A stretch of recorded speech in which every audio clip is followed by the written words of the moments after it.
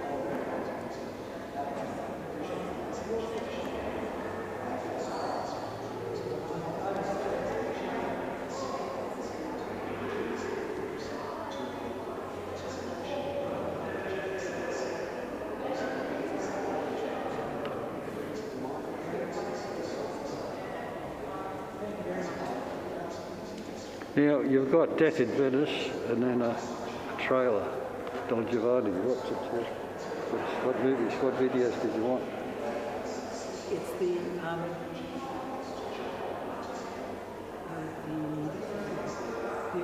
they're both not the Death in Venice, it's the trailer for Don Giovanni.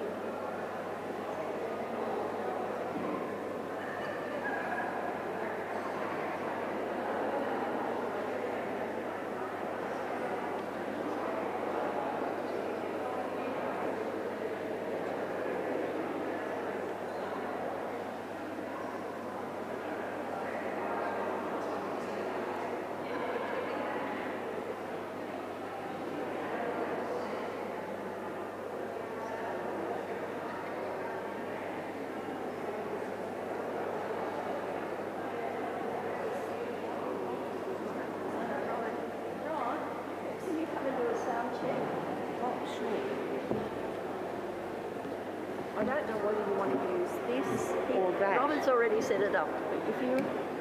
If you want Do you want this or do you want that one? Oh, no difference to me, whichever well, this projects one the most. you've got to stand here. That one you can take in your hand and move around if you want to Yeah, move you around. can't move away from that one. I think we'll use this because if I move around, I'll project. Okay. I'll project. I think. Okay. Okay. I mean, or is that? No, that's Can fine. you use both? Can you? Oh, I Are we don't going to know. do any questions at the end? Oh look, well, that's all right. We can use it. Yeah. If people have any questions, that's Yeah. fine. Okay. No, if you want to use that and stand there, that's fine. But Oh. it's just the acoustic. Wait till I get She knows more about cathedral than that. Right, She's very involved. Right. And she's the one that approached the dean to It's let us lovely. use it. It is lovely. It's interesting to be. You bring a lecture. I've been here many times to take communion, but I've not been here to. Up front. Yeah, that's right. Oh dear. The numbers are coming. They're all coming. That's which good, is good. isn't it? I suppose people too are desperate to get out. Oh, I think people Do just something. desperately want to get out. I think people have just had enough. I've had enough. Sick of it. Okay. That's on. So if you do some That's testing on. now, And this one, you have to turn this you have to one turn it on. So if you decide you want to use it, you've just got to pick it up and And then it's on. Okay, very good. That's good. And do I need to on. Yes, speak I think into we it? need to have a go. Hello, check 1 2 3. Check 1 2 do you want me 3. to go down the back? Yeah, you go down the back. Nico, can you hear that? No, no here. Hello, check 1 2 3. Check, hello, there we are. No, that's all right, we're just doing a sound check. Oh. Yeah, you can't hear the sound check. I can hear it now, which is good. I mean, you can hear it. It sounds like, you can hear that? Yes, Therese can hear it. Yes, very good. We'll give that a bell. Oh, there's Kathy. Kathy's checking that. You can hear Kathy? Is that good? Kathy, hello? Hello? Yes? Terrific. Thank you. Thank you.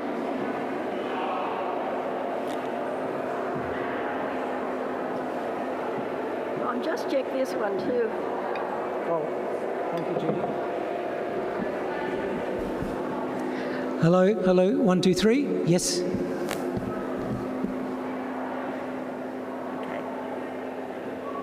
And if that's, you have to really speak into Maybe this is better. It seemed to have a bit of oomph, didn't it? That, it. Did. by I think comparison. I think we might be able to turn that up a bit.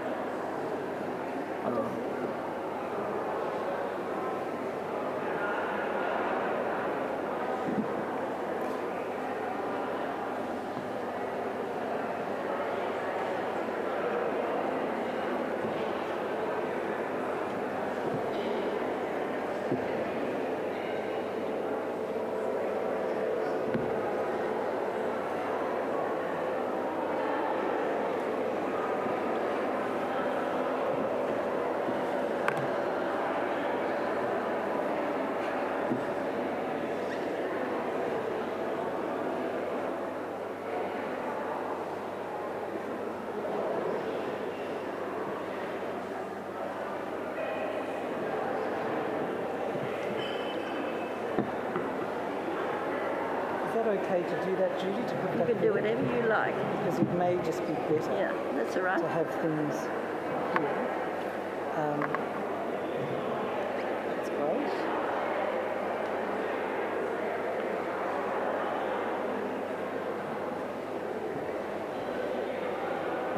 Oh, thank you. Just That's a bit low. And when I put it that on the side, a bit. That's all. And I don't need the colour because you're not going to do that. Would be great. I suppose the only one with the handheld one, you can get it closer. Yes, Handheld yes. one, so Yeah. if you want to do that. But we can just test at the beginning. Everybody's adaptable. They'll let us know, won't they? I just might check with Robert about this.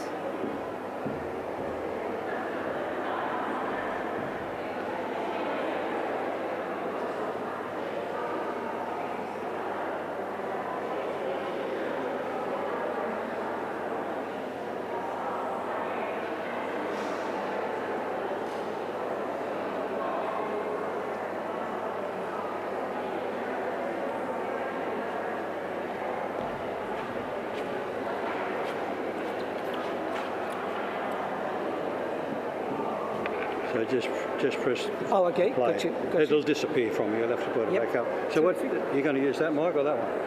You want a handheld one? No, I won't hand hold unless I head over there and I'll switch it on to do that. All right, okay. That's fine, yeah. And this is up front and back, isn't it?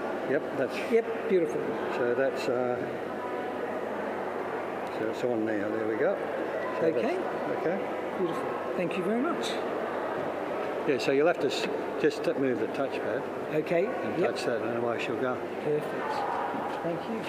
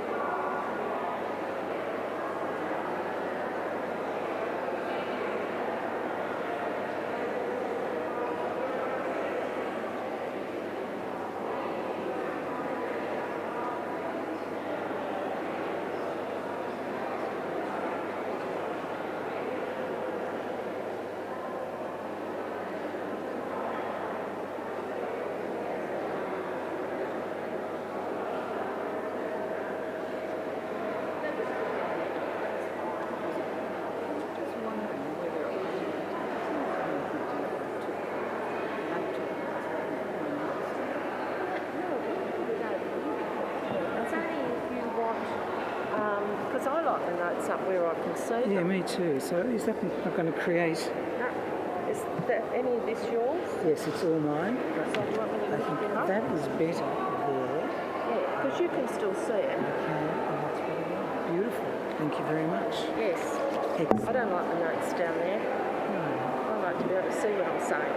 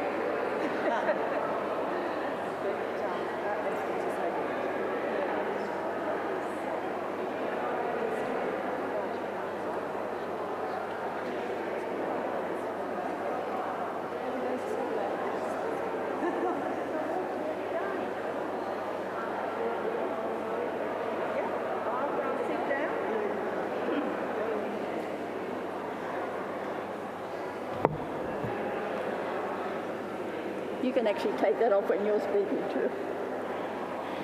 Good evening, everybody. Can somebody in the back row wave if they can hear me? Thank you. Can I just have quietness for the next minute or so? Thank you.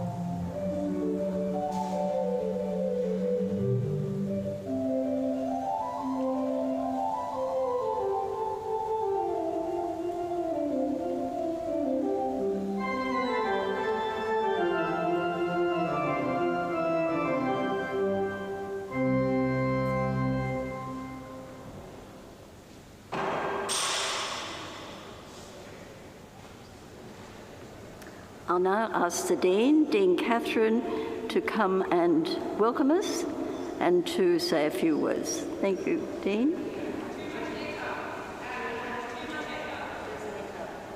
An echo. This one.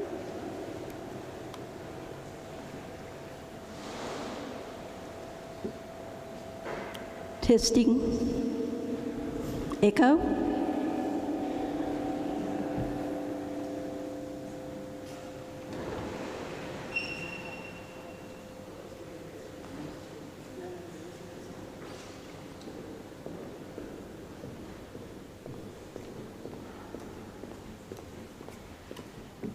Good evening. Welcome to the Cathedral this evening. If I didn't meet you last time when ADFAS was here before our last COVID lockdown, remember that? I'm Catherine Bowyer, I'm the Dean of Newcastle, and I'm absolutely delighted to welcome ADFAS to the Cathedral once more. I know that HSPA has much to commend it, like comfortable seats, air conditioning and probably better parking, but you know, we've got a better venue. And it is wonderful to welcome you tonight.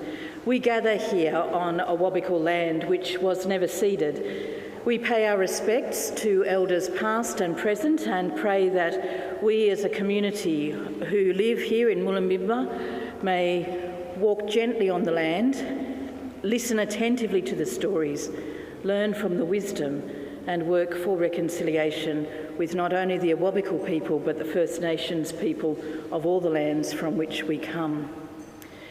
Judy didn't ask me to do this, but I'm really enjoying in these COVID days exploring an alternative career path as an airline stewardess. Remember that, travelling overseas? So should we need to evacuate the cathedral tonight, exits are here.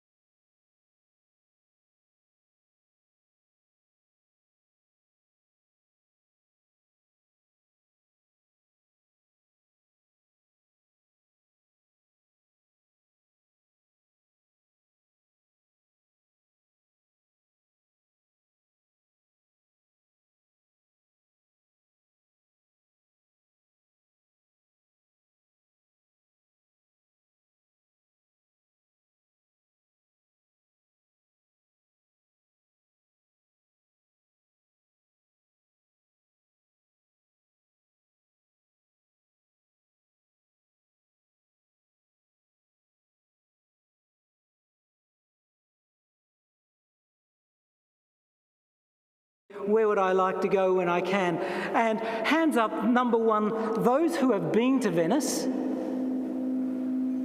and keep them up if you'd like to go back to Venice. Yeah, it is a fabulous spot.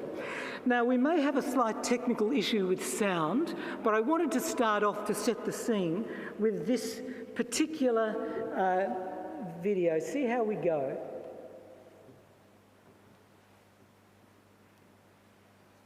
It's from Don Giovanni. An idea of what's going on.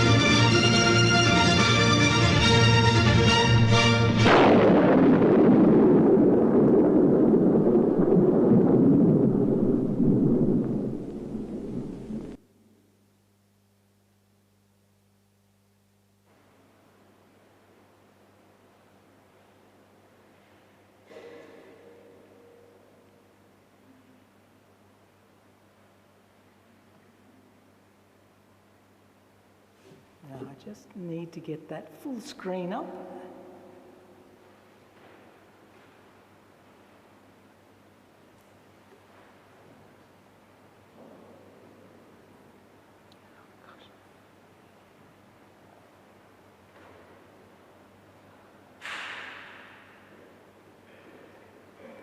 Thank you, Dean. So if you click on slideshow from the beginning. Thank you. Slideshow. And from the beginning, right on the left-hand side. Right. Yeah. And just on the image? No. Oh, I see. I'm here. From the beginning, up the top there. That's it. Underneath that.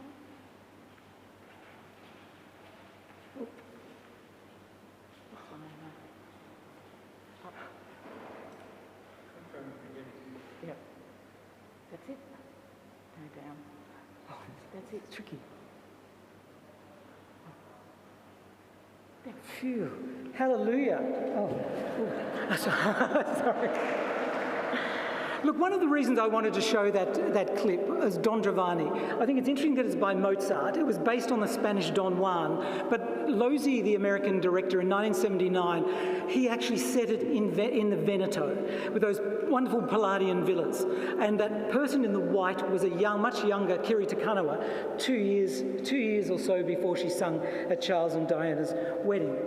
And that beautiful countryside of the Veneto, and I thought it'd be interesting for you to see Venice from on high. As subject, you can see the Grand Canal, that reverse sort of S-curve. Here, where most of us come in at the railway station, across here, down, here's the Rialto, down to the end, into the lagoon. Here's the Piazza San Marco, here, and this is where we're basically going to be setting ourselves in the Grand Canal today. Here are the 6 regions, the different locations within Venice. And here is the region inland. So where that was filmed was Vicenza and the Palladian villas, and here Venezia is out here. You can just make it out into the lagoon here, and the Brenta Canal was that canal with those incredibly strong figures. They came down here, and the Brenta, you can see here, the Brenta River. So that the establishment of Venice really came about from the group, them living on the shores there of the Gulf, and there being a lot of the Huns coming down from the south, Lombardians coming from the north and the south, and there being a lot of death and destruction. And so a very clever, oh God, what's happened now? A very clever idea was to head to the water. So should I. And so the area in the lagoon at the end of the Brenta, which had built up silt of about 120 islands, had an area that was known as the Rio Alto, where the high banks were. So it was a clever idea to then establish a settlement on those islands that virtually became Venice. No surprise that Rio Alto, meaning the high banks, became Rialto. And over the centuries, through use of trees being piled into the sea and into the banks, they provided the foundations for a lot of the building that was to happen. Amazingly, those tree trunks, and they're basically from the Slovenian and Croatian coast, because they're covered in water, they don't rot. They remain and stay as the foundation for the buildings. So Vicenza, and here is that fabulous Palladian villa. Andrea Palladio, who was around in the 1500s, was a stonemason, had a very simple name as Andrea della Gondola. His patron gave him a much grander name of Palladio, and he has become one of the most famous architects ever to exist. Why?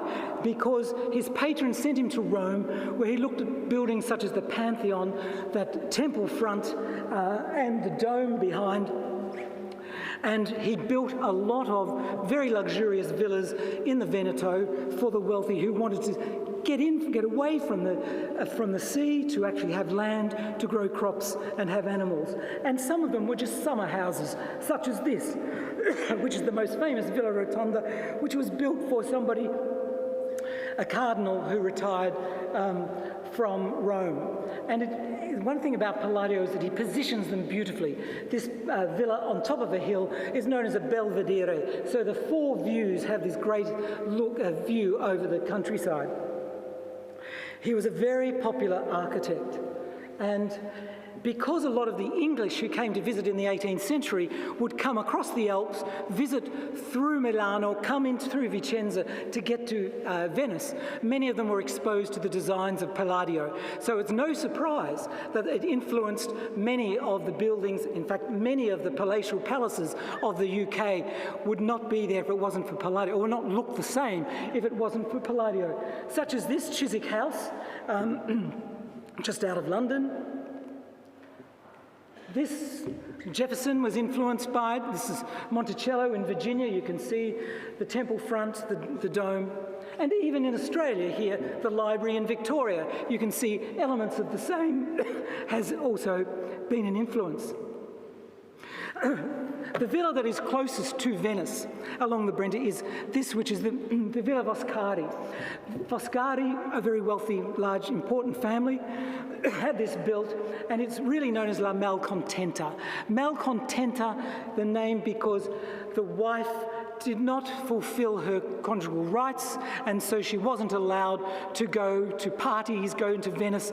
The husband kept her in this house, which is not a bad place to be if you've got to be kept at home, but nonetheless, it had the name La Malcontenta. It fell into disrepair until the 19th century, and in the 20th century it was sold off and became a party house, like many of them were. Unfortunately, with the English, who copied a lot of the designs, they don't have fireplaces, many of them, so when they translated the designs, because they were summer houses, when they translated the designs back to England, they were very, very cold houses indeed. But this one, Foscari La Malcontenta, had been visited by people like Winston Churchill and Diaghilev in the summers in the mid-20th century. Then it came back on the market, and amazingly, one of the family, the Foscari family, bought it back. So it is now actually still in the family that had it built back then in the 1500s. And then in Venice itself, on the Grand Canal, on the turn, on that great curve, thank you very much, thank you, is another Palazzo Foscari. And the Palazzo Foscari here, built in 1453, was the first palazzo that was 4 stories high. It was built for Francesco Foscari, who was a doge or a duke of Venice, a very important position. And in fact, he was the longest serving doge. He was there for 34 years. And the length of the doges within Venice, just to give you some sense of the length of the Republic, is that the length is similar to the time of William the Conqueror to Queen Elizabeth II. So a great spread of 120 doges that looked after and the running of the Republic of Venice. It was only at Napoleon, when Napoleon came, that they actually ended their reign.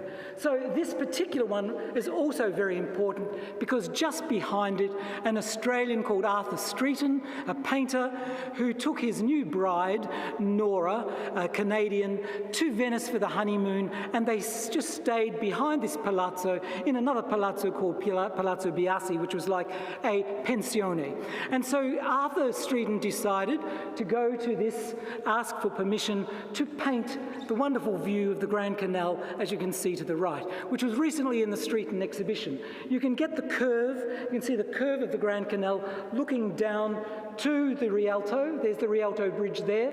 The curve is here, and you might just make out in the distance the domes of St. Mark's and the Campanile, the bell tower. This painting, by the way, and I know one person in the audience who actually saw this in the dining room of the owner. It was bought in 1914 by the Baillieu family and is hung in the dining room in the Western District in their property until May, when it was sold at auction for $3 million.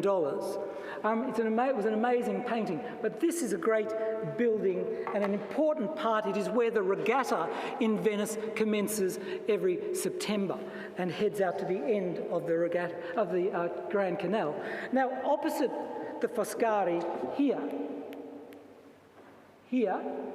is another palazzo called the Palazzo Mocenigo, named after another doge, and it's rather infamous. I say that because it really was on the 25th of April fleeing 25th of April 1816, fleeing bankruptcy and a disastrous marriage. He'd signed the final deed for separation 4 days before, but George Gordon, Lord Byron, aged 28, left England for the last time. Now, he came and settled in a couple of places in Venice, but eventually settled opposite virtually where that sailing boat is in the Grand Canal. Byron travelled with his physician from the UK in a huge Napoleonic coach. It was a big coach with his crest on the outdoors. It had a bed inside, a library, his crockery, china, all of that. And he was exhausted. He'd been drinking too much, womanising too much, and he was not particularly well. Mind you, he had no longer reached Ostend, then he fell like a thunderbolt upon the chambermaid. But he moved from there to Geneva, and there he met Shelley for the first time. Shelley and Shelley's wife Mary, who was the author, seeing we had Halloween last night, Mary was the author of Frankenstein, and Shelley's lover. They had eloped 2 years before, and Shelley's stepsister Claire was also there in Geneva when Byron met them. Unbeknownst to anybody except for Claire, Claire was actually pregnant with Byron's child at the time. Thankfully for Byron, they all returned to the UK. He went on to Milano for a month and then came to Venice. And he stayed in the first place, and he said that Venice was the greenest island of my imagination. He took private accommodation over the shop of a draper just near the Piazza San Marco. And it was above a draper named Sagatti, and this was the scene of the first, but by no means his first Venetian affair. He wrote to somebody, "I have fallen in love. I have some extremely good apartments in the home of a merchant of Venice, who is a good deal occupied with business and has a wife in her 22nd year." 6.5 weeks later, he said, "I am very well off with Mariana, who is not at all a person to tire me. I have passed a great deal of my time with her since my arrival in Venice, and never 24 hours without giving and receiving 1 to 3, and occasionally an extra 1 or so, unequivalent proofs of mutual good contentment." He spent much time at San Lazzaro, which is the monastery of the Armenians, where he looked at translating the language, the Armenian, into English. Wasn't particularly successful at that, but the Armenians still remember him as being a great visitor to there. But to most Venetians, my Lord Inglesi was a figure of mystery and of fascinated speculation. His nightly debaucheries, particularly at the time of the Carnevale in January and February, left him physically exhausted. Carnevale ran around, and the word carne vale, meaning no meat, ran up to usually Shrove Tuesday. He held, and as you might know, he was a tall man, he was an athletic man, and he had a deformed foot, but he was a mad horse rider. So he kept horses over at the Lido and would ride daily, take the gondola over there, and he was also a brilliant swimmer. But when he settled into the Palazzo Montenegro, it cost £200 a year. He had a domestic staff of 14, all Italian except for his English valet, and he had a menagerie of 2 monkeys, a fox, 2 new mastiffs, and Mutz, the tailless shepherd dog. He was a fabulous swimmer, and he challenged a friend of his, a race from the Lido, if you know where the Lido is, across the lagoon to the Piazza San Marco. And so the race, he was so far ahead, he was 500 metres ahead of his mate, that he suggested that he would swim the whole length of the Grand Canal. And the Grand Canal is about just over 2 miles long, about 3.5 kilometres long, and so he swam there and back then to the Palazzo. He said, "I was in the sea from 4:30 to 8:15 without touching or resting. I could not be much fatigued, having had a woman in the afternoon and taking another in the evening at 10 o'clock. They came and they went, at least 200 of one sort of another. He was to meet another Contessa who was 19 years of age and married to a much older man, and there went another affair. But we won't go on. This is not about the affairs of Byron, but he leaves Venice for Ravenna Vienna in 1819 and eventually dies fighting the Greek War of Independence in 1824, being 36 years old. There's the Palazzo Mocenigo. And here you can see the Foscari that we talked about here with Streeton. And next door to here is the Car Justinian. And the Car Justinian is well known. It was built in 1452, but it's where Richard Wagner stayed in 1858. He visited Venice six times, and it's here that he wrote the second act of Tristan and Isolde. He was married to an actress called Minna.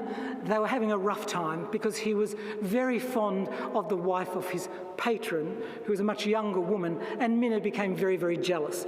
So he couldn't cope with that, so he left Minna in Switzerland. She returned to Germany, and then he went to Venice with a friend and settled here in the Car Justinian. He had a very routine day. He would take a gondola, he would go to the Palazzo, the Piazza San Marco, he would have lunch, he would then go back to write music. It was very sort of rigorous. He had stopped, those of you who love The Ring, he had stopped writing The Ring while he was involved with this patron's wife and focused on Tristan and Isolde.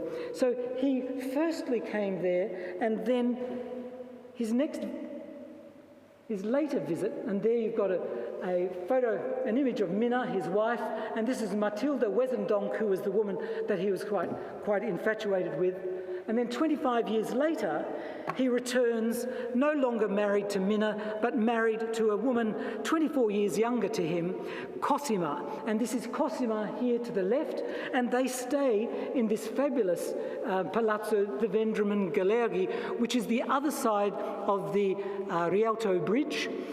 They took the middle level, 20 rooms. He travelled with his 3 children, Isolde, Eva and Siegfried, a governess, a tutor, a cook, a valet.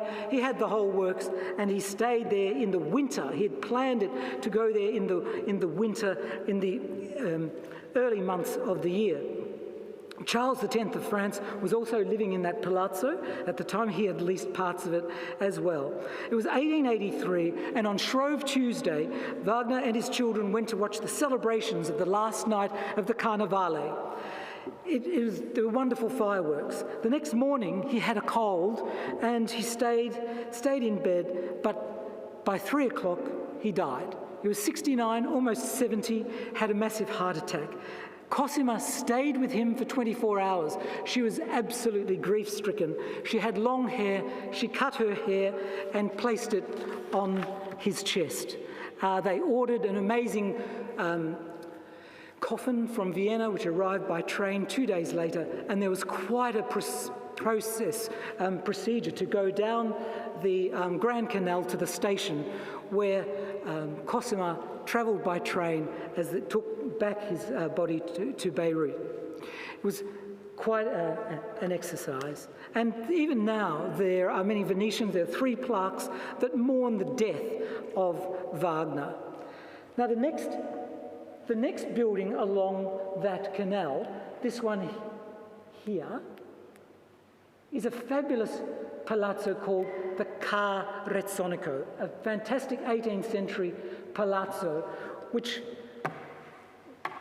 had been built for the Rezzonica family by a very famous architect called Longina, but the family who commissioned it had to sell because they ran out of money, and the family of Carlo Rezzonica's parents bought it. Carlo Rezzonica left the Republic to become the 5th and the last Pope, Pope Clement XIII. And he was a very good man, very modest, very honest.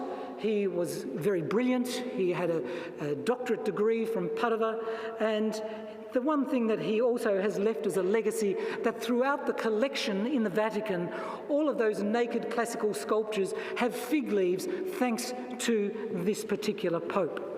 But this building, which then lay derelict for some years, they rented out some of the studios. People like Whistler and John Singer Sargent, they all had studios in this fabulous palazzo.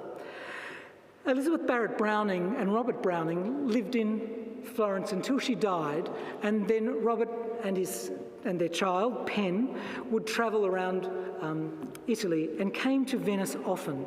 Pen, and that's Pen there to the right-hand side, was a bit of a problem. He enjoyed partying, he played the piano passably, but he was academically a disaster.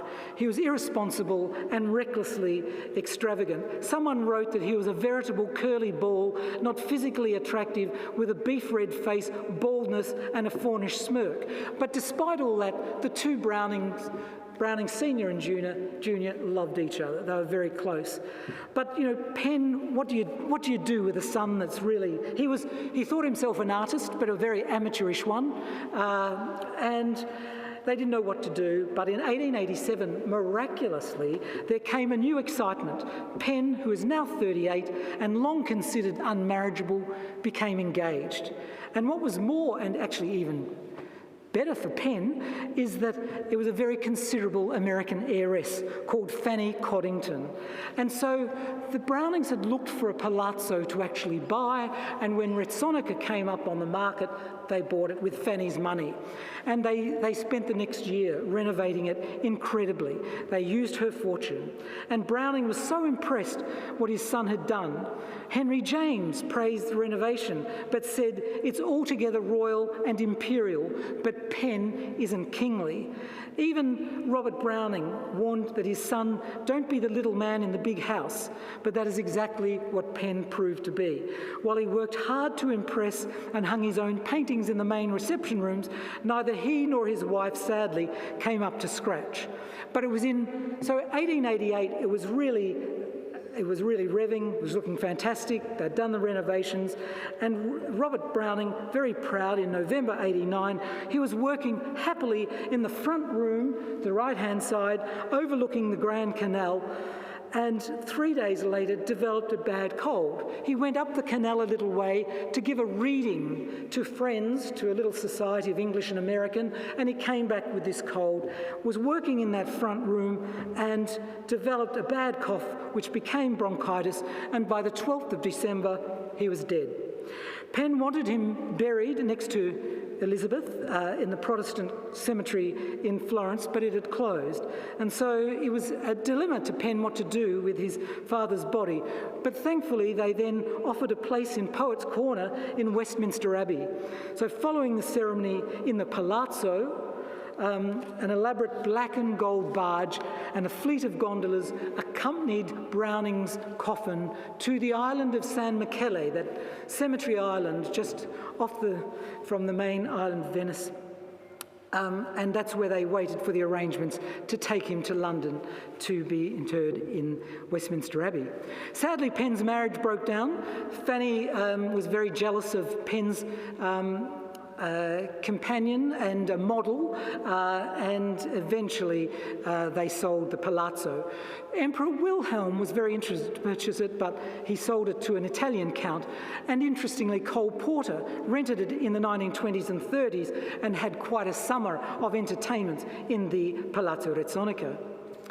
The next building along the canal that we're going to just briefly look at, and there's a painting by Pen of his father.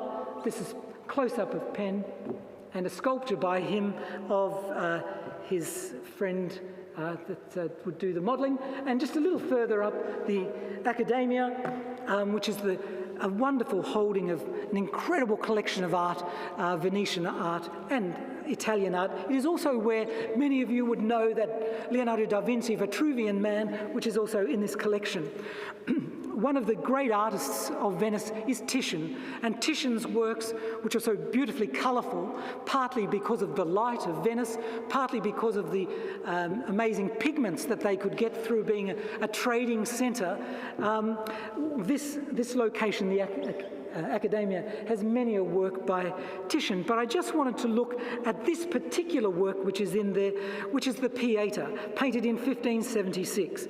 And it was produced by Titian to really broker a deal with the church. He was going to give it to the Church of the Frari, where his amazing painting called The Assumption of the Virgin, a beautiful work which I think Oscar Wilde called it the best painting in Italy. And if you're ever in Venice, or look it up, it's a magnificent golden work of the image of the Virgin. And he had painted it 50 years before, but he wanted then this painting to hang beside it. But it's like he was doing a deal that this is where, if he could have his tomb there, he would donate this painting. But it's very dark. It's almost like an evening scene. You can see here in the Pieta Mary Magdalene and Christ here. And this is a self-portrait of Titian. Here is an old man holding the hand of Christ.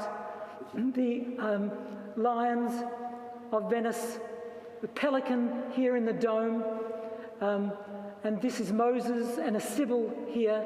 And here it's very hard to see, but this is a little votive, which is actually a little portrait of Titian and his son. Because in 1576, and how well we can understand this, there was a plague in Venice, and he wanted to gift this to be saved from the plague. But sadly, it didn't work.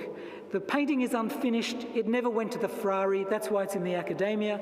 And in August of 1576, he died, and his son died soon after.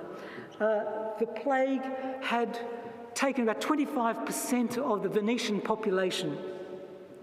But by 1577, they declared that it was open. It's a bit like, today, the opening of the doors, the lessening of the masks, all of that. They had decided to make a move, and they wanted to build a church to say thank you for the end of the plague. So they went to Palladio, that fabulous architect who used the Pantheon again as an influence for this church, the Church Redentore, of the Church of the Redeemer, which is built on the Giudecca, the island that's just across from the Piazza San Marco. And he built it up about 15 stairs from the surface of the water, so that you could contemplate Christ and what had happened, and redeeming them from the plague as you moved slowly up the stairs. The church is still on the third week of July every year, there is still a procession that takes you to that church in thanks for the ending of the plague. Further up from that church on the Giudecca is this also Palladian church of San Giorgio Maggiore. Again, you can see that pediment beginning, and this Campanile, just by the way, there's always a problem in Venice because of what I was talking about before, those pylons that are in the water, and sometimes they may move, and of course earthquakes as well happen, and high tides. But there was a Campanile that collapsed in 1774, and this was rebuilt in 1791. But sadly, in 1630, a bit like the Delta variant, another wave of the plague returned. And remember that Venice being a trading nation, that there's people coming and going from everywhere. So it's no surprise that those people coming through that city were going to bring with them something that might infect. They were very clever also. They did build quarantine stations on some of the islands, so they were quite smart about this. So when the plague came back, after it had, again, there were 50,000 people that died in the lagoon, about 25,000 in Venice. It was shocking. They did start after this another capital works program of improving sanitation and healthcare initiatives. And so as with the Redentore, they decided to build a new church, but this wasn't just going to be for the plague. This was a bigger deal. This was going to be dedicated to not a minor patron, but to the Virgin Mary. And so they had a competition, and they decided Baldassare Longino, who had designed later the Palazzo Rezzonica, at age 32 would be chosen to build this incredible church. People thought it should be a bit like the other Palladian churches, but no, he wanted something quite different. It's octagonal, it's a very large, there are 2 domes. It's in the shape of a crown. This is 2 different views of it, and there's the other second dome with the Redentore in the background. It's an incredible build and stands on about 1 million of those pylons. You can imagine the weight of that church as those pylons were struck and put into the sea. They also wanted an arc of churches that went from the Basilica San Marco to this church, to Salute, so Santa Maria della Salute, often known just as the Salute. So it went from the Basilica, Salute, Redentore to Giorgio Maggiore. So you had that wonderful arc. And they were the decisions that the council, the Senate, made for the city. But I thought here, I just thought we'd quickly look at a couple of works from the Archive of New South Wales, because now that it's open, you might like to go down and have a look. The work on the left isn't that's in the National Gallery of Victoria, but the grand tour of the wealthy English especially was something that many aristocrats did, and they often would get in Rome a portrait painted by Bartone, and this is Samson Gideon on the right-hand side and travelling companion, and all of the attributes that are in that tell you that they were on the grand tour. You can see the sculpture, you can see the architecture, you can see the column. This work on the right of James Maitland, who is the Earl of Lauderdale by Sir Joshua Reynolds, a very important artist, the first president of the Royal Academy. This is in the Archive of New South Wales. And everyone would think by looking at that, oh, he's very well travelled too. He's got that fabulous twirly column, a bit like you see in the Baldacchino in St. Peter's in Rome. But this fellow never left the UK, and he just really had it painted so it looked like that he was more urbane than he was. Samuel Johnson in 1776 said, "A man who has not been in Italy is always conscious of an inferiority from his not having seen what is expected a man should see." So clearly he wanted people to think more of him. Let me just see. So in the 18th century Venice, it set itself a task of becoming the city of art and the city of pleasure. And the first half of the 18th century redefined itself as a most seductive haven for foreign visitors. This was the age of Canaletto, Tiepolo, the music of Galuppi and Vivaldi. The Grand Tour was a rite of passage for the young upper-class Englishman, virtually unlimited money to burn. A hedonistic Grand Tour from home could be 2, 3 or 4 years. It was designed to teach them about art, history and culture. It was like a finishing school that would ready them for being part of the ruling elite. Unsurprisingly, sex, gambling, drinking and lavish parties also found their way into the mix. It was a bit like a schoolies of the 18th century. The age of the Grand Tour began around 1660 and reached its zenith between 1748 and 1789. Typically undertaken by men between 18 and 25, but there were some women. You had to be fairly brave to go across the channel, and then you would sometimes purchase a carriage, and sometimes the carriages were actually they were prefabricated so that you could break them down as you went over the Alps and then reassemble them. You had a number of people to carry all of that, and you had a guide known as a bear leader, the bear leader who tutored them in art, music, literature and history. There were no fixed routes, but usually Paris, Geneva, Berlin, and once you got to Italy, Rome was considered an ultimate destination, but Venice, Florence, Milan and Naples were high on the list, particularly Venice, because it was a particular popular spot where there were casinos and beautiful women, many of loose morals. Even in the 17th century, Thomas Coriat estimated that there were 20,000 courtesans in Venice, and stated whereof many are esteemed so loose that they are said to open their quivers to every bow. It was thought by the British that the Venetian courtesans had the most alluring arts of any women in Italy. Women bleached their hair using urine to lighten it, and most successful courtesans were as elaborately dressed as the most fashionable ladies. They received all comers and were clothed in the gayest of colours, with their breasts open, faces bedaubed with paint, standing by doors and windows to invite their customers.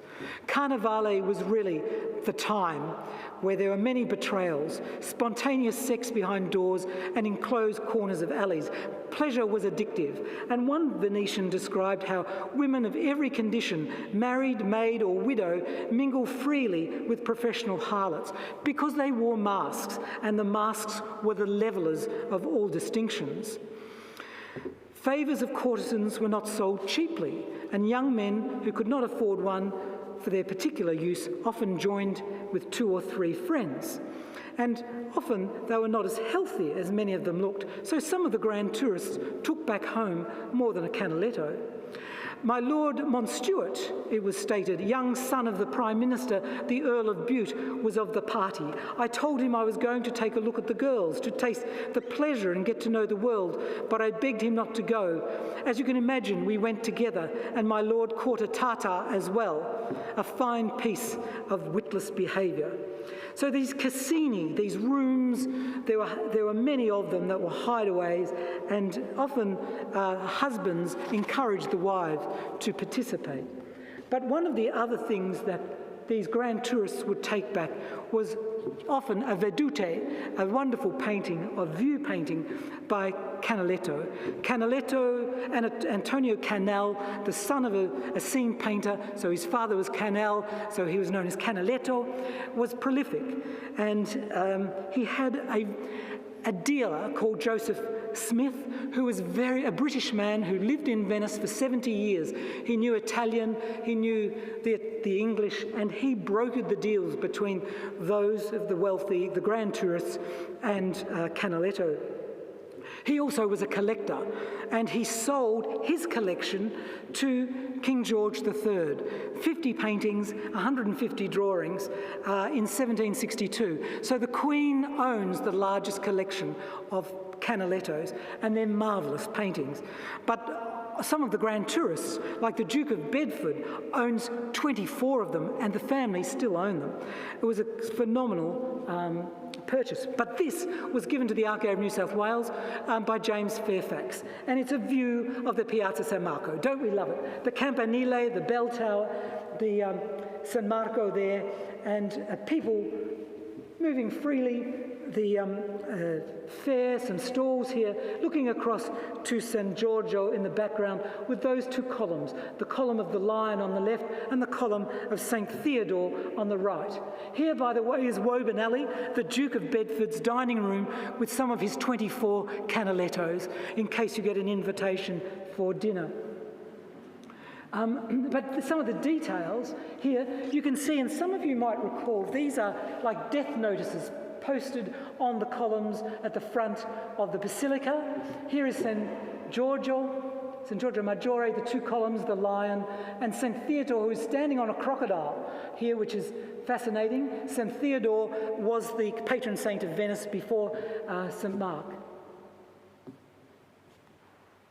And this curious thing here, which you can just make out here, is a very large boat called the Bucintoro, which the Doge used every year. He would sail out to the sea in May. He would sail out there annually, and there was a ceremony that wed Venice to the sea. And there were the church officials as well as state officials, and they would throw over a golden ring, a wedding ring, over to the sea to wed, just to remind the closeness and to strengthen the closeness of the city with the sea.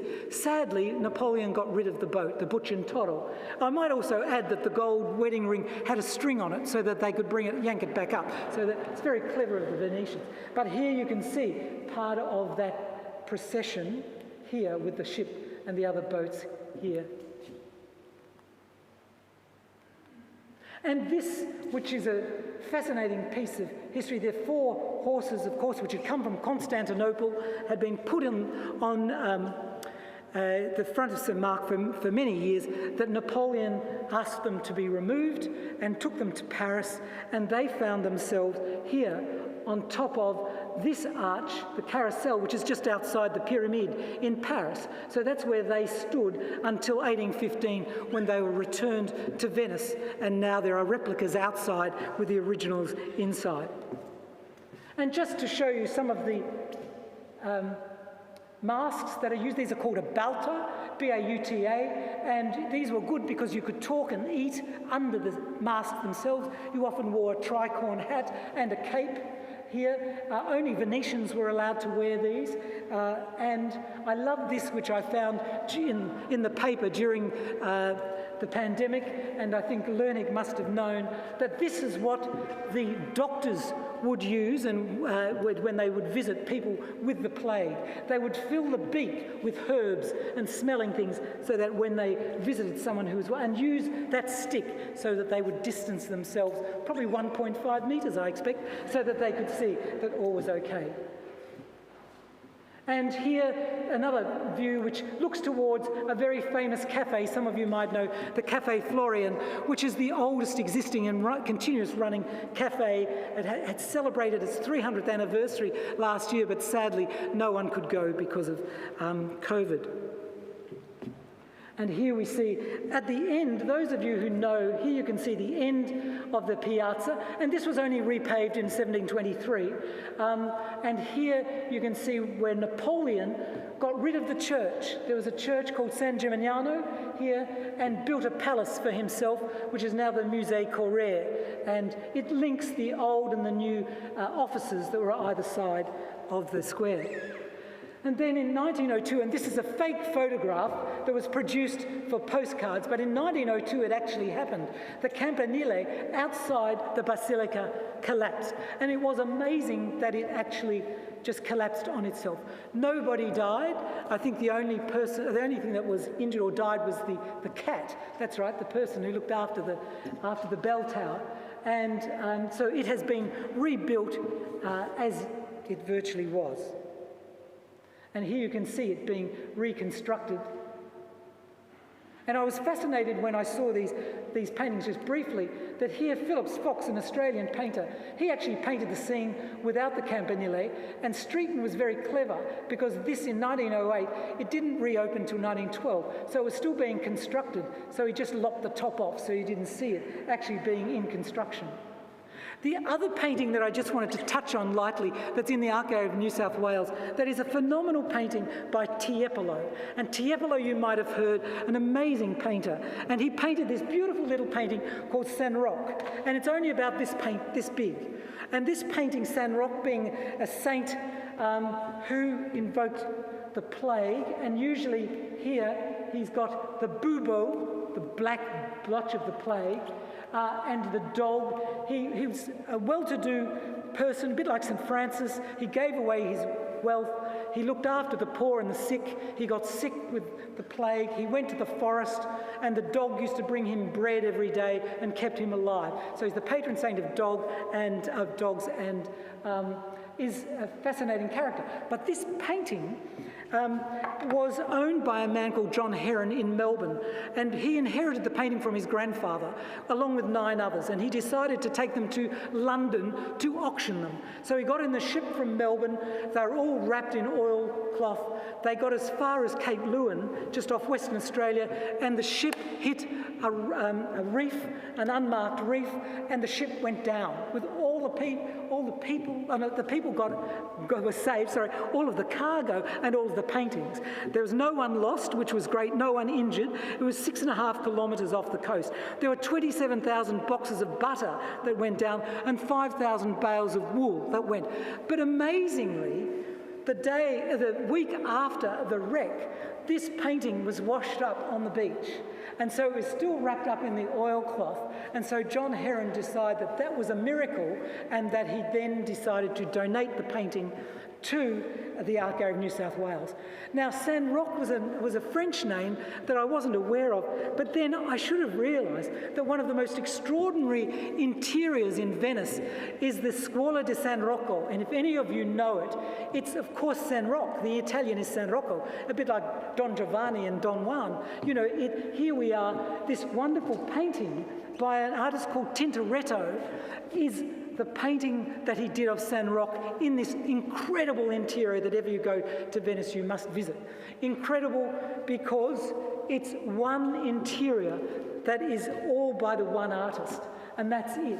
And what they did at the Scuola is they had a competition to see, they went to a number of artists and they said, you submit a drawing and we will consider it for our ceiling, for that centrepiece, that centrepiece. Well, Tintoretto was cleverer. He decided to do the painting in secret, and then he got it installed by the date everybody else was submitting their drawings. And people were the people who were running the competition thought it was incredible that he would do that, and he then donated the painting to them, and then they were so impressed that they said, you do the rest of the ceiling, and then he did that all for free, I might add, and then they paid him to do the paintings around the side. It is an amazing interior. And I might just make an aside. Titian, who we talked about before, was a very jealous artist. He was very worldly, he travelled around Europe, he was very successful. Tintoretto was a local. He rarely went anywhere. He and his wife, he had 8 children, he and his wife, I think, went to Mantua once. And when he was in the studio of Titian, Titian could see that he was so gifted that he expelled him from his studio. So Tintoretto had a bit of a hard time, but he became a very successful artist, and this is an example of it. But I suppose the person, when you know of Tiepolo, this would be the work that you would remember in the National Gallery of Victoria, which in terms of our theme, it's of course Antony and Cleopatra, which we all know about, the frisson between the two of them. But this incredible painting from the 18th century, which of course came from Russia, and it was purchased by the National Gallery of Victoria in 1933. It was offered to the National Gallery in London, but they couldn't get their funds together. They rejected it, and because the Felton Bequest person was in London, they thought this is a painting for Melbourne. It cost £25,000. The Russians were selling it. They had to deliver the money in small denominations to the portico of the National Gallery in payment for this incredible painting that we can all now enjoy here in Australia. Having worked at the NGV, I love this painting, and it's an incredible masterwork that I believe was placed in the ceiling in one of the palaces. Often they thought it was Catherine the Great who had something to do with it, but they've since questioned that. But why I mention that painting is because this building called the Palazzo Labia, which is near the station in Venice, it's just in a side canal off the Grand Canal that goes towards Cannaregio. Cannaregio, which is where the Jewish ghetto is a phenomenal palazzo because unlike a lot of the other palazzi, it actually has 3 sides, not just the front, like on the Grand Canal. And it was owned, the Labia family were Catalan, so they actually bought their way into the aristocracy. And Maria, the mother, had the most exquisite jewels of all in Europe, and the 2 sons of those that commissioned Tiepolo. They commissioned him to paint their ballroom, and the ballroom has a fresco of the Banquet of Cleopatra, and it's a phenomenal, and it has a whole suite of paintings and the tales of the arrival here of Mark Antony and Cleopatra. But it's an amazing palazzo that fell into disrepair. And in fact, during the war, there were some shells that went off accidentally outside that smashed a lot of the windows. So in 1948, we were very lucky that this man on the right-hand side, whose name is Don Carlos Besteguet, who was French, born an heir to a Franco-Mexican fortune, restored it, and on the 3rd of September in 1951 had the most glamorous ball that you could ever imagine in that palazzo. It really was a mind-blowing. It was aristocracy, there was all sorts of characters there, and it was a dress-up party. It was Le Bal Oriental, so you can see him dressed up here. This is Cecil Beaton to the left. Here you can see people arriving at the ball and get a sense of how exquisite it was with the staff taking the gondole as they arrive. Here are some of the costumes, and here is an amazing, I think this is by Dior. Christian Dior was actually at the party. Salvatore Dali was there as well. And this is the salute, but this is one of the guests to that on her way. And so it was an incredible event.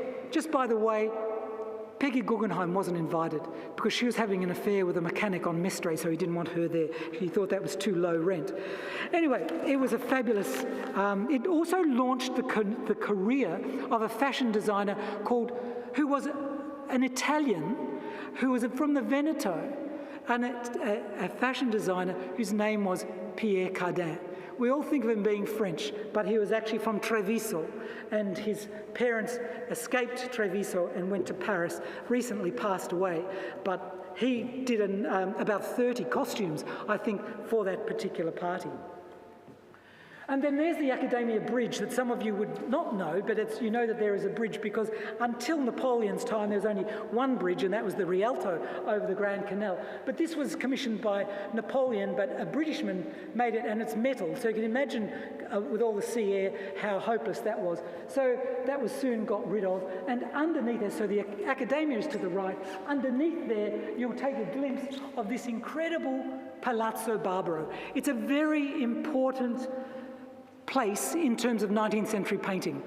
Why, you might well ask?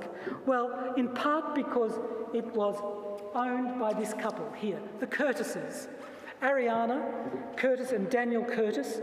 They were from Boston, very wealthy, great family, and he was a lawyer, and this is their son, Ralph, and his wife, painted by John Singer Sargent. They set up a society, really, an informal gathering of people who would go there for very lovely events. And this painting, by the way, which was painted by John Singer Sargent, was actually offered to Ariana, and she refused it. She said, "No, I don't want that, thanks. It makes me look too old. And look at my son, he looks a slouch. He's just sitting informally like there. We don't want that, thanks very much." So it's gone to the Royal Academy in London. But that's a photograph of the actual room. The palazzo is still owned by the family, and this is a beautiful painting by Singer Sargent, by the painter Boldini, and that's Singer Sargent, who some of you may know from his very beautiful portraits, particularly of women and aristocracy in the 19th century, of which here are two.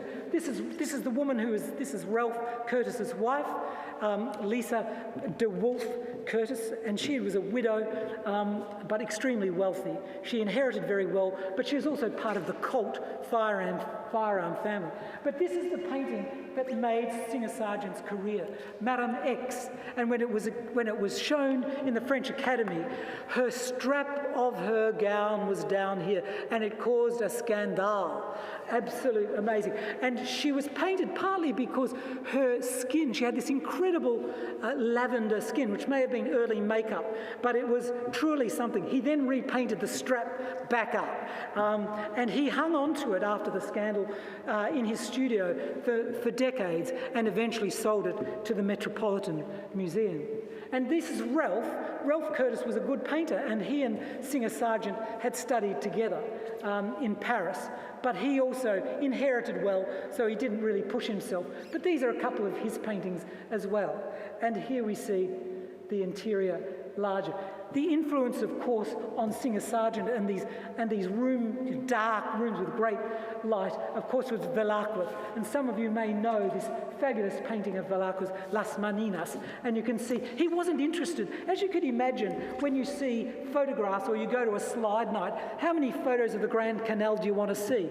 And Singer Sargent was over all of those pretty shots, so he went to the back streets. He wanted to have a look at the dark and the real people of Venice, and that's where he painted, and painted so differently. He stopped painting portraits because he was over it, and he was also independently wealthy. He also had a very good collection.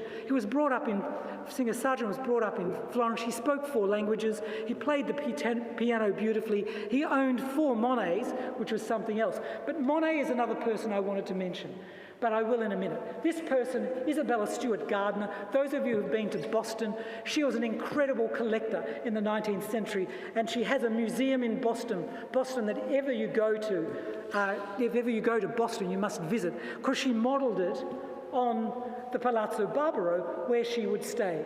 Because the Curtises were from Boston, it was part of the old, aristocratic networking. So whenever the Curtises would go off on holiday, Isabella would come in and she would lease their palazzo and she would go off and buy things. She bought incredible things, amazing collection, really extraordinary. And she also commissioned Singer Sargent to paint this portrait of her that is displayed in the Palazzo. She had exquisite pearls and rubies. She also was a great friend of Dame Nellie Melba and presented Nellie Melba with a substantial canary yellow diamond.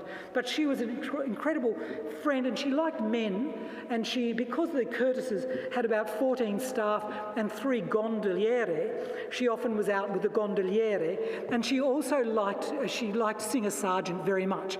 And she was very curious about Singer Sargent's private life. He wasn't married. What's his story? And this woman, Mrs. Charles Hunter, was a great friend of Singer Sargent. And she thought, are they having an affair? No, she was married, and she was a great English beauty. And she had herself and her daughters painted by Singer Sargent. But I quite loved Mrs. Hunter because she inherited the equivalent of $25 million when her husband died, and she spent the lot before she died. She actually had all her furniture and everything. Go. But Isabella used to call her Mrs. Tally-Ho, but she was also very generous, and she befriended Monet when Monet had an exhibition in London. And so she then persuaded the Monets to come to Venice, because Claude Monet didn't really want to go, because he was he really loved Giverny and his garden. But she convinced him to go, and she paid for him to go, and she and the Monets stayed. They stayed at the Palazzo Barbaro. Where else? So they were there for 2 weeks, and then Mrs. Tally-Ho had to go back to London. And the Monets went to another hotel, the hotel actually where Byron and where Turner stayed at the end of the Grand Canal. But this is a view from the Palazzo Barbaro looking down to La Salute. And this is a photo of them in the Piazza San Marco. Alice, his second wife, and Claude in those fabulous tweed suits that he loved to wear. One of the things that fascinate me is that in 1908, the Monets were there in Venice for a number of weeks. I think it was about 6 weeks. And the Streetons were there at the same time. They overlapped just for a number of days. And I had this fantasy about, wouldn't it be wonderful if Claude and Arthur met and started to talk about painting? It didn't happen, sadly. But, it is interesting that those two great art, and how it would have changed Arthur Streeton's painting, I would expect. And so here you can get, and by that, here are 2 paintings by the 2 artists. So the younger Arthur Streeton painted in 1908 of the Doge's Palace, and here the Doge's Palace, painted in the same year by Claude Monet. And notice that Streeton has deleted the campanile that had fallen down, and Monet has put in the unfinished campanile to the left-hand side. Now, I sort of touched on that the long careers of Sargent, Henry James, and the contemporary poet Walt Whitman, bachelors all, prospered because they obscured their private lives to guarantee professional success and social acceptance. Although they all formed numerous close relationships with men, they monitored those personal relationships so that the public remained suitably unaware. Gondoliere, or gondoliers, were an important part of the human attractions in Venice. The standard tariff for a gondolier and a gondola was 5 lire a day, or £5 to £6 per month. And when not rowing, the gondolier would provide domestic service. This meant private transport and general attendance could be had for less than £60 a year. So the Brits really loved that, because it cost £75 to maintain a pony in the UK and £207 to keep a carriage and a pair. Henry James wrote about the specimens of masculinity. One morning, the 2 young men had themselves rowed out to Torcello, and Roderick lay back for a couple of hours watching a brown-breasted gondoliere make, in high relief against the sky of the Adriatic, muscular movements of a breadth and grace that he had never seen equalled. So there's a little bit of all of that, and I won't go on to too much because we're probably running out of time. But I couldn't leave Venice, and those drawings, by the way, were by Singer Sargent. I can't leave Venice without this most famous palazzo. Of course, we know it now as the Peggy Guggenheim, but it's the Palazzo Venier dei Leoni, or Il Palazzo Non Finito, the unfinished palace, which was built for the Venier family, which really were very famous.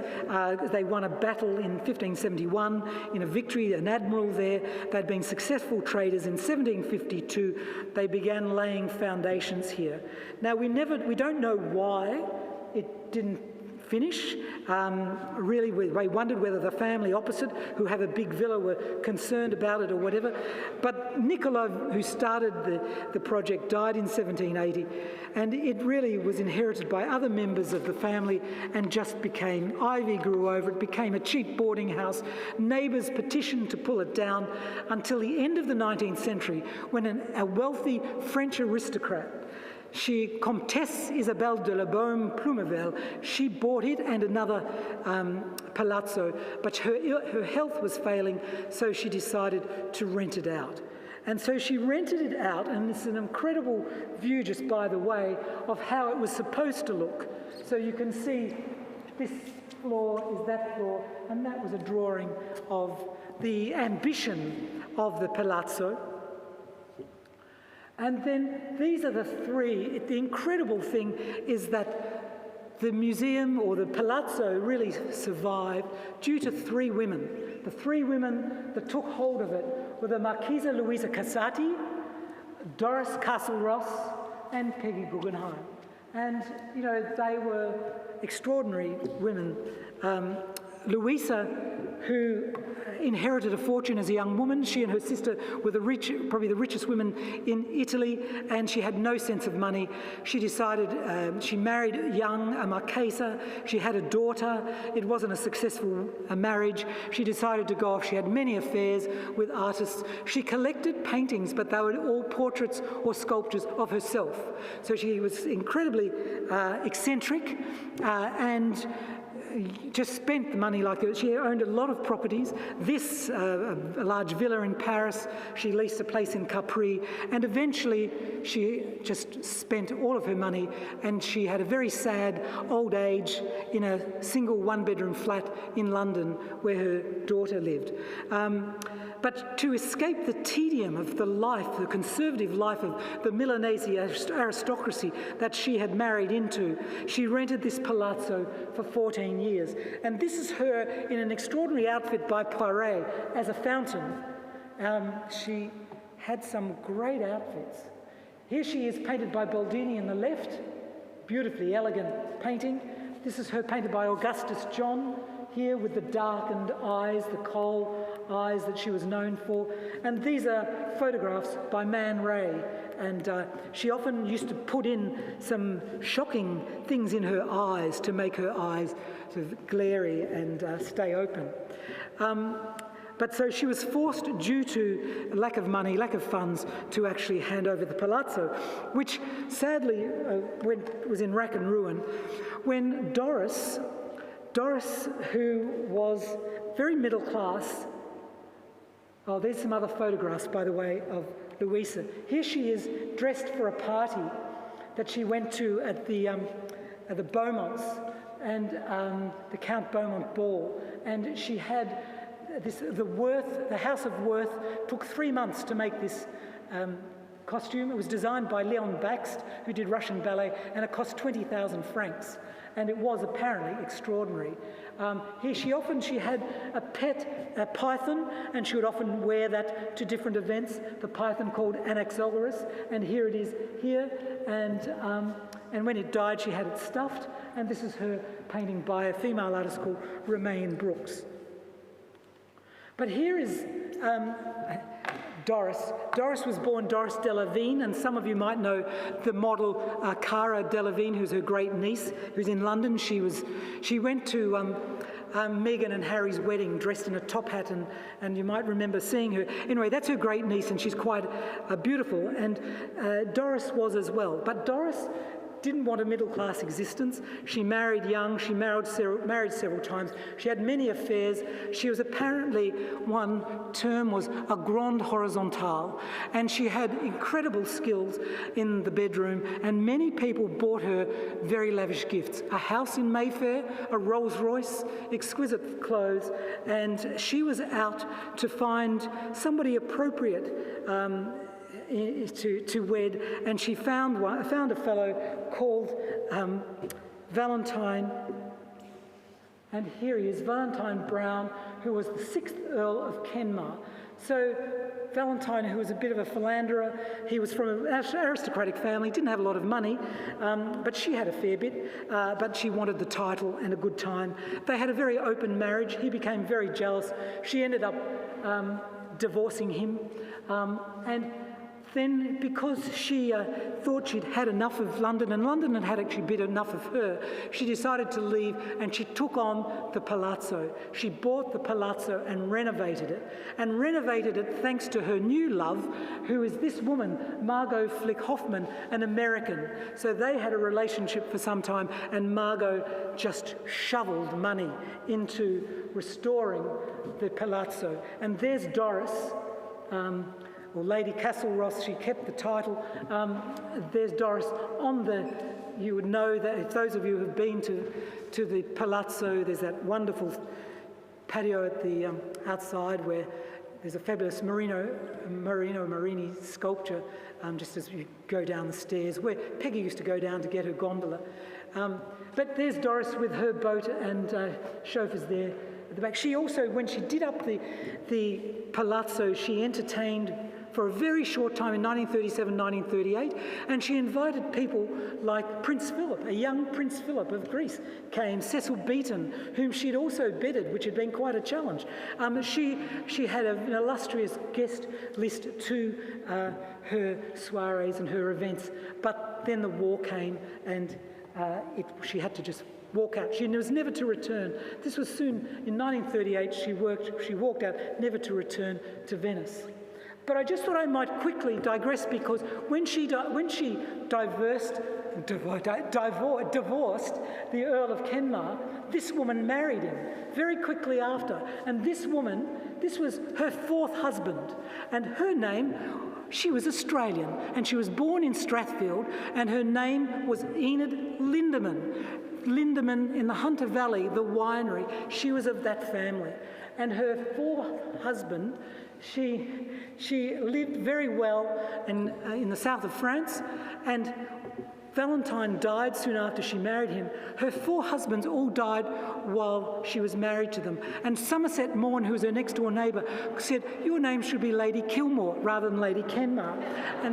And so that was his next name. But she ended up extremely wealthy, but just an Australian touch. And then, of course, the last owner of the palazzo was Peggy Guggenheim. And Peggy, who bought it she bought the palazzo in 1939, paid $60,000 for it from Doris's family. Doris's brother was alive and did the deal.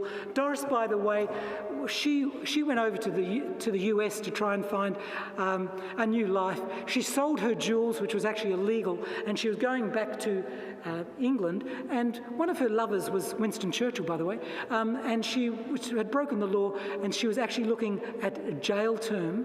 She was at the Dorchester Hotel. She was 42. She looked at herself in the mirror and thought she was getting too old, so she committed suicide. So that was a very sad end to Doris, a very beautiful Doris. So Peggy bought this fabulous palazzo, and you can see her on the terrace as she was, and she had also had enough of New York. She'd had enough of the art scene. She brought her collection with her, and here she is with her gondoliere. Guido was her gondoliere, and she loved bobbing around She didn't like Doris's renovations, so she redid all the renovations that existed of Doris. And she said about the gondola, "I adore floating. I can't think of anything as nice since I gave up sex, or rather, since it gave up me." She travelled from Venice to some interesting places, Sri Lanka and India and Nepal, where she met Tenzing Norgay and tried to persuade him to part with one of his male Lhasa Apso dogs, which she absolutely loved and which are buried in the backyard of the palazzo. So the three women who had lived lives at odds with conventional morality and all occupied the palazzo as defiantly single women. Louisa made it notorious, Doris made it smart, and Peggy finally transformed it not only into one of the world's great museums, but one of the most beloved and most visited buildings in Venice. And finally, I just wanted to touch on, that's the island of San Michele, which is the island, the cemetery island, where if you're a local, you're only there for a short period of time and you get, but if you're an international person, you can stay. And I just thought I should mention about I didn't get to the Lido because we don't have time, but there were bouts of cholera and disease in the Lido, and Diaghilev and the Russian ballet. Diaghilev hated travelling by boat because he hated water, but for some reason he came and holidayed in Venice at the Lido, and in 1929 he died at the Hotel de Bain from complications of diabetes. And this is a photo of him. There's Diaghilev with Coco Chanel and these other. And this was Diaghilev's boyfriend here, the ballet dancer Liffard, but this is with Josephine Baker, that fabulous dancer who also was a sensation, who was also there on the Lido. And this is where Diaghilev is buried, in the Isola San Michele, and that was the gondola that bore him to the grave and to the island, and with Coco Chanel following in that gondola.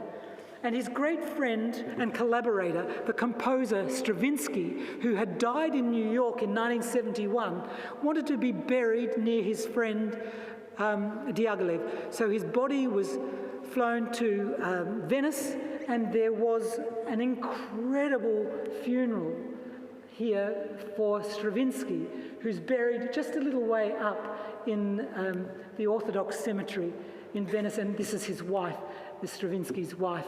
And so an interesting town, an interesting place. I hope I've given you some insights into the love, sex and death. And I didn't even get to mention Thomas Mann's observations about the same hotel where Diaghilev died during a cholera pandemic, and which of course was death in Venice. But nowhere else but Venice does the meeting of water and sky, palace and gutter, beauty and decay, fantasy and fact spark the imagination with such dramatic and romantic force. Yet it is enduring and will forever continue to be the perfect setting for love, sex, and death. Thank you.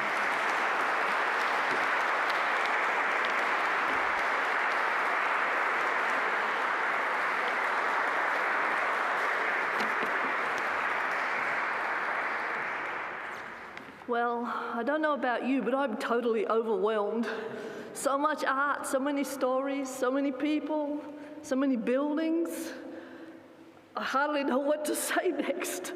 So thank you so very much. It was a fabulous talk. We really enjoyed it. Thank you.